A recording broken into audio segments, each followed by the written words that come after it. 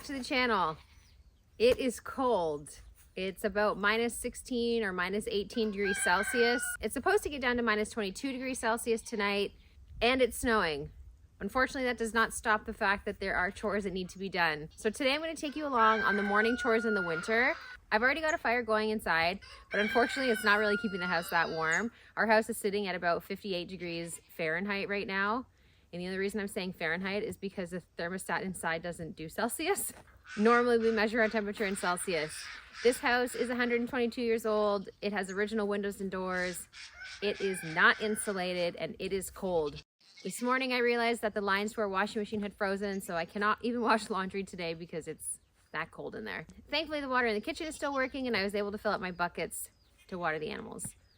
You can hear the goats in the background. They sound hungry, so I think it's time to get started on the chores.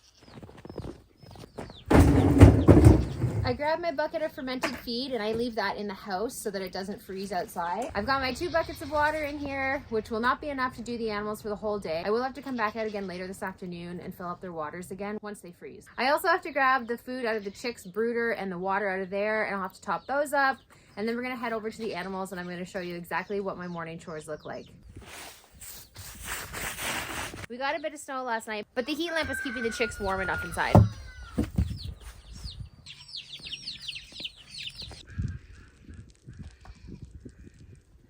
These are the chicks I hatched about 3 weeks ago or so. You can see that they're starting to come into their feathers, but they are not completely feathered, which is why they're still in the brooder. They need the feathers to keep themselves warm. So until they're completely feathered, they're gonna stay under the heat lamp.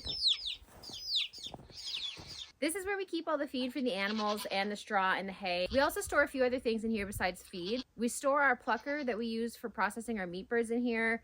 We also store all of our extra stuff for electric fence in here. And then we also store all of our things for the chicks, like heat lamps and dishes for food and water. This feed shed was here when we moved here, so thankfully we already had something set up that we could store our feed in. The shed actually has 2 sides to it. So on this side over here is where we store all of our feed, and we store it in these metal cans here. I've gotten a lot of questions about where we get these metal cans from, and the honest answer is these are metal garbage cans. So I picked these up at Home Depot and I found them the best for storing feed. The reason I use them for feed is because they're metal, so rodents and rats and mice and squirrels and everything else can't get into them and they can't chew a hole in them.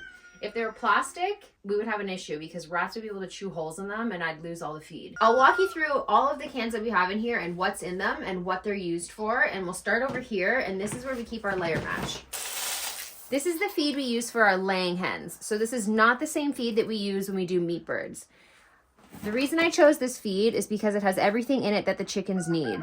It's got a complete balanced diet, so there's nothing else I need to add to it. Sometimes in the winter, I'll add extra things to it, like dried mealworms or black oil sunflower seeds, just for some extra protein, and it helps to keep the chickens warmer. With the temperatures being as cold as they are, this week I'll probably start adding extra things to their feed. I keep a 5-gallon bucket inside, and that has our fermented feed in it. And I'll get into fermenting feed later on when we go to feed the animals. And on top of feeding them fermented feed, I also give them dry feed. So the dry feed goes in their feeder, which is inside the chicken coop, and the fermented feed is what I feed them outside on the ground. Next up, we have our chicken starter. So this chick starter is for the chicks that I hatch out here, but it's also the same food that I start our meat bird chicks on. And this is a complete balanced diet for chicks, and that's why I use this. Right now I only have about 10 or 15 chicks in there, so I really only need probably 1 of these a day. Dry food for the chickens is done, and starter for the chicks is done. Next up, I've got feed for the cow. Our cow is a dairy cow, so she's on grain and hay. Right now I just have her on a calf starter. So she was born October 11, so that puts her at about 3 months old. So I give her a few scoops of grain a day. She also gets a flake of hay, and then of course she gets lots of water. So that's probably enough grain for her, and now we can move on to the pigs. We've got mini American potbelly pigs, which are not the same as hogs. So these pigs are not raised for meat. They only get to be about between 60 and 80 pounds maximum. So we are not feeding them grower. We're not trying to fatten them up, we're just trying to keep them healthy. So they eat a mini pig pellet, and this is also a complete balanced diet for them. On top of the mini pig pellets that they also get food scraps, they get fruit and vegetables, any organic items that might get thrown in the compost. Sometimes I don't put them in the compost and I just give them to the pigs. The thing with pigs is they'll eat and eat and eat, and they have no boundaries when it comes to food. So their food has to be monitored. Otherwise, they'd become grossly overweight, and that's just not healthy for them. Next up, we've got our goat feed. So the goats will get 2 buckets like this, and that's enough for the 4 of them. They also get hay as well, and they also get any kind of food or vegetable scraps that I'm throwing away. This grain is also a complete balanced diet for the goats, and they seem to like it. One of the last things I need to grab out of here is shavings. So the chicks up by the house, I change their shavings every few days. So they're due for some new shavings. I also use these shavings for the nesting boxes for the hens. Sometimes I use straw, but sometimes I use shavings. This is the other side of the feed shed, and this side holds our straw and our hay. And I'm actually almost out of hay. I only have a bale and a half left. I still have lots of straw, and the straw I use for bedding, and I also cover our garlic with it for the winter. These are called flakes, where the bale breaks apart. So the goats will get a flake, and the cow will get a flake. So the first thing I always do is I always get the fermented feed out, and I always feed the chickens first.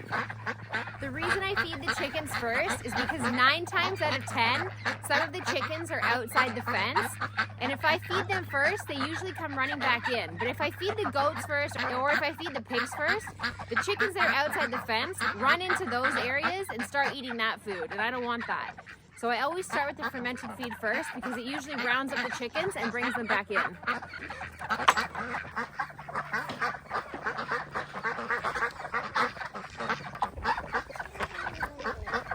You can tell everybody's hungry, including Annie in the background. She's watching me. That's what she does. She stands there and she watches you until you bring her food.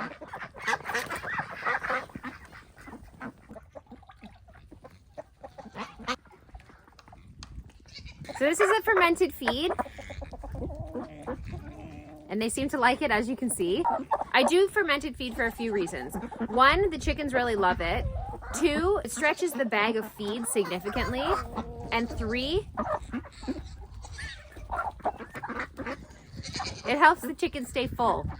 Fermenting stuff for chickens is the same as fermenting stuff for us. There's obviously more cultures and bacteria and stuff in it that's good for your gut, and it's no different for us than it is for the chickens.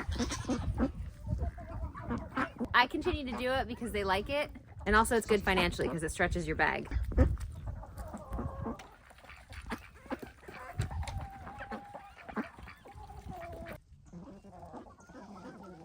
All you need to do to ferment feed is you need a bucket, which does not have to be this big. Mine is only this big because I have so many chickens, but you just need a bucket with a lid, and you need some water. So all you're gonna do is you're gonna take your feed, you're gonna put it in a bucket, and you're gonna cover the feed with water. It has to be underwater by a few inches. Give it a good stir, put the lid on it, but just rest the lid on top. Then you're gonna leave it. 24 hours later, you're gonna come back, you're gonna give it a good stir, mix the whole thing up. Then you're gonna leave it again. Day 3, you're gonna come back, give it another stir, and it should be starting to bubble. Once it's bubbling, that means it's fermenting. The next day after that, that's when you can start using it. So that's when you can take your feed and you can feed it to the chickens. But then what are you gonna do? Then your bucket's missing some feed. So all you're gonna do is you're gonna add dry feed right back to the same bucket with the same water in it. Do not change out the water, don't clean out the bucket, just continue to add to the exact same bucket you're using. A good way to describe it is like doing sourdough starter. Once you take your starter out and use it, you have to feed it. All you do is you add new flour and new water to it and then mix it up and leave it. It's the exact same thing with chicken feed. You add more dry feed and you add more clean water without dumping out the extra water that's already in there. Give it a good stir and then leave it. Because you've already got an active culture in the bucket, you don't need to wait the 3 days to use it. You can use it again the next day. Once it's already live and going, you don't have to wait. Now that the chickens have their fermented feed, I'm gonna move on to the other animals. And usually I go from the chickens over to the goats.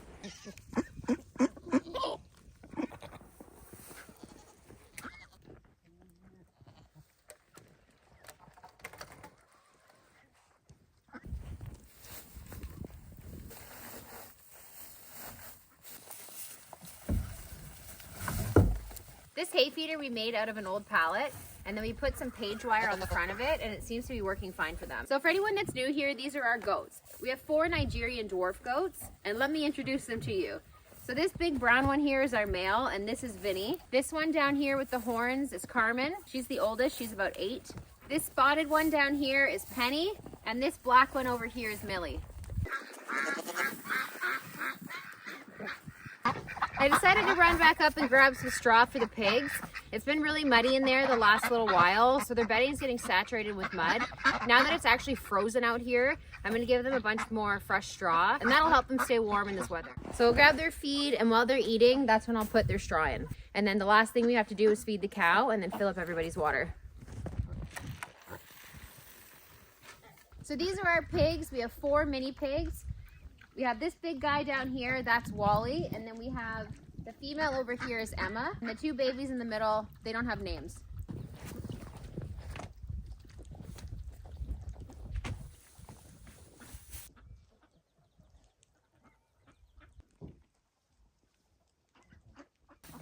Next up, I'm gonna feed the cow. So I'm just gonna grab her grain and her hay, and then when I fill up everyone's water, I'll fill up hers too.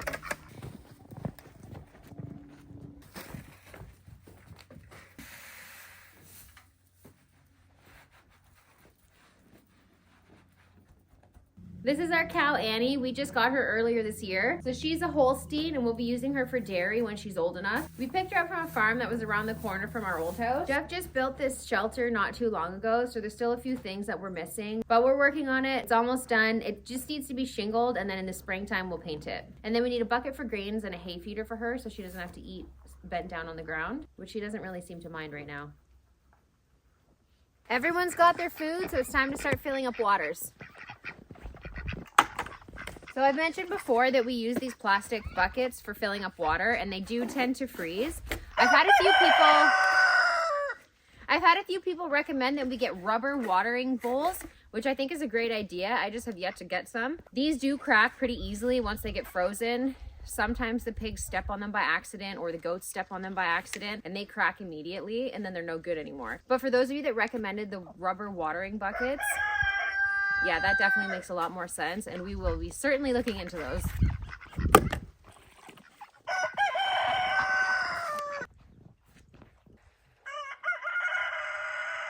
The chickens have the same water bowls too, which do pose a bit of a problem.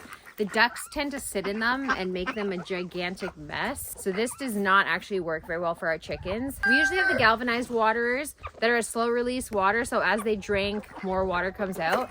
But we can't use those right now at this time of the year because they freeze completely. We also want to look into possibly getting water closer to where the animals are. We're not quite sure how we're going to do that yet. There are a couple dug wells on the property that have since been abandoned, and they're just kind of sitting there. So we don't really know what the water situation is like in those. But we'll see once the ground thaws and the snow melts.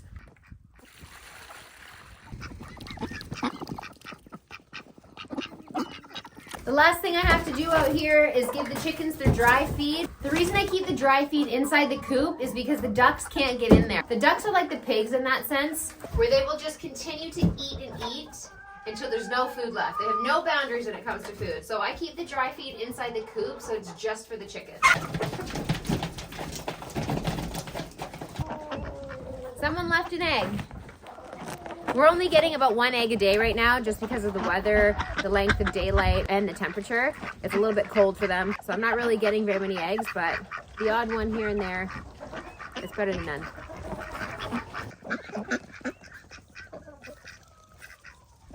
I've got my fermenting bucket. All I'm gonna do is add 2 scoops of feed back to my bucket, and then I'll bring it inside and fill it up with water.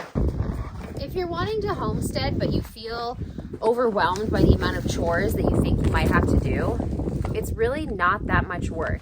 Yes, it does take some time, but even if you're doing it by yourself like I am today, it's really only taking me about 20 to 30 minutes. I would definitely encourage you to get some chickens or start a homestead if that's what you're wanting to do. It's really not that much work. All you have to do is start small. We started with 5 chicks about 5 years ago, and now we have pigs, goats, chickens, ducks, turkeys, meat birds, and a cow.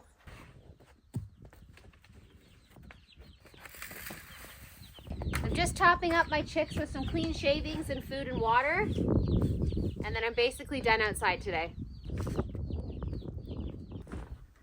I don't know why I do this. After feeding all my own animals, for some reason, I still fill up a bird feeder and feed the birds.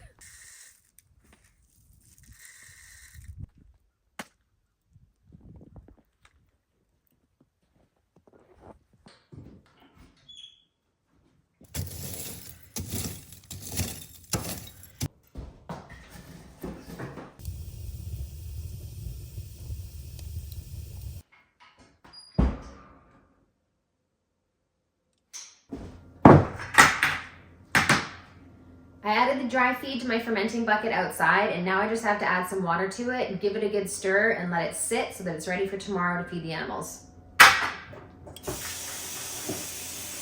You want to make sure that your feed stays completely below the water line. You need to have water above the level of feed that you have in your bucket.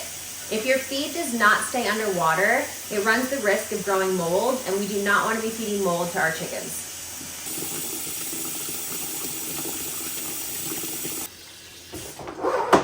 And speaking of birds, I've actually got one of our chickens that we grew out this year. It's a small one and it fits nicely inside the crock pot. So I put that in the crock pot this morning and it'll be ready for supper tonight. If you've never cooked a chicken in the crock pot, you are truly missing out. It is a perfect way to make dinner with a really minimal amount of effort. You can put the chicken completely frozen in the crock pot. So I took this chicken out of the freezer this morning. It's a little 5-pound bird. It fits perfectly inside the crock pot. I put it in frozen, added a few seasonings, put the lid on. I set it on high and it'll be ready for supper, and it required little to no work. I also have the bread maker going right now. I set that this morning and it's making me some yogurt. Another thing that I can just set and forget and not have to worry about it until the timer goes off. So I've got my crock pot here going with my chicken in it, and I've got my bread maker going with some yogurt in it, and really it's all cooking without me doing any work. This is where we store our fermented chicken feed. One thing about fermented chicken feed is it cannot freeze. So I can't leave this feed outside in my feed shed because it'll freeze solid. And not only will it freeze solid outside, but it'll kill the bacteria that's in it. So I've got my feed in here, my water's in, and all I use to stir it is this piece of dowel. So you just want to give it a good stir and make sure that nothing is stuck to the bottom in the corner, and just make sure that it's all incorporated really well. All I'm going to do now is just pop my lid on it and leave it until tomorrow. The last thing I have to do today is set up my incubator. I have no boundaries when it comes to hatching. There's no such thing as hatching season for me. I know for everybody else, hatching season is usually in springtime, but I like to hatch all year round. So I'm setting my incubator today. My incubator holds 56 eggs. It has an automatic turner in it, and then it has an automatic humidity control. So basically there's a little tube that comes out of the top of my incubator, and the tubing goes into a cup of water that sits beside the incubator, and it draws the water out as it needs to maintain the optimal humidity level inside the incubator. They're sitting on top of this little thing here that swivels back and forth, which is the automatic turner. So every 45 minutes, the incubator rotates the eggs, and I don't have to do it. So that's all set. I just need to add the eggs and turn it on. So I'm gonna go ahead and I'm gonna start loading my eggs into the incubator. Another thing I should note is that if you are incubating eggs of your own, what you wanna do is you wanna collect your eggs for no more than a week. Once you start collecting beyond 7 days, the success of the hatch starts to go down a little bit. So for optimal hatch rate, you wanna collect your eggs within 7 days. You wanna store them pointy side down, and you do not want to wash your eggs. A little bit of poop on them is okay, but you don't want eggs that are completely saturated in manure. That runs the risk of extra bacteria and stuff growing inside your incubator, and you don't want that. So you want to get the cleanest eggs you can. You want to store them pointy side down, and you want to collect for only 7 days. So I'm going to go ahead and start loading my incubator. Chicken eggs take 21 days to hatch, but you're gonna wanna check them at 7-day intervals. So at the first 7 days, you're gonna candle your eggs, and what that means is you're gonna hold your egg over top of a light, and it's gonna illuminate the inside of the egg. You're gonna wanna do this in a dark room so that you can see what's going on inside the egg. Basically, after 7 days, what it should look like inside is there should be a little red dot with some veins coming out of it. And you know that your egg is fertile and it's already started to develop. If you can't see any signs of anything inside your egg, that means it either wasn't fertile or it just didn't start developing, and you're gonna have to throw it away.